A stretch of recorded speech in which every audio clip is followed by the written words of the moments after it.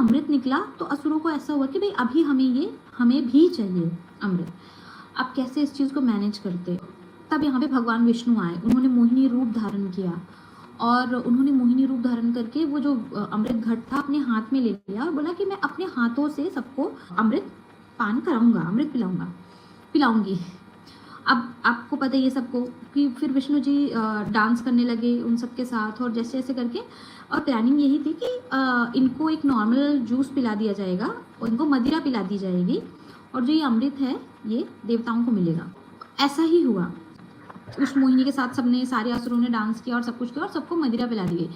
लेकिन वहाँ पे एक असुर था जिसका नाम था सोनभद्र।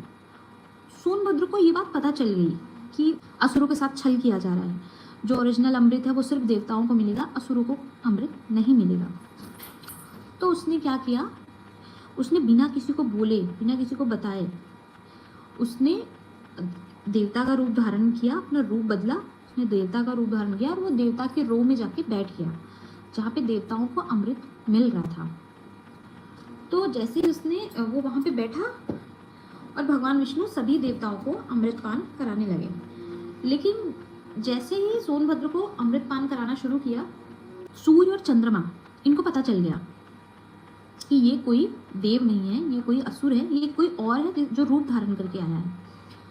तो उन्होंने शोर मचा दिया कि ये कोई भगवान, इसको अमृत पान मत कराइए। जैसे ही उन्होंने शाउट आउट किया वैसे ही भगवान विष्णु ने अपना सुदर्शन चक्र निकाला और उसको उस पर चला दिया, सोनभद्र पे, जिससे उसका गला कट गया और सर अलग हो गया और धड़ अलग हो गया। लेकिन तब तक वो अमृत सोनभद्र के अंदर जा चुका था।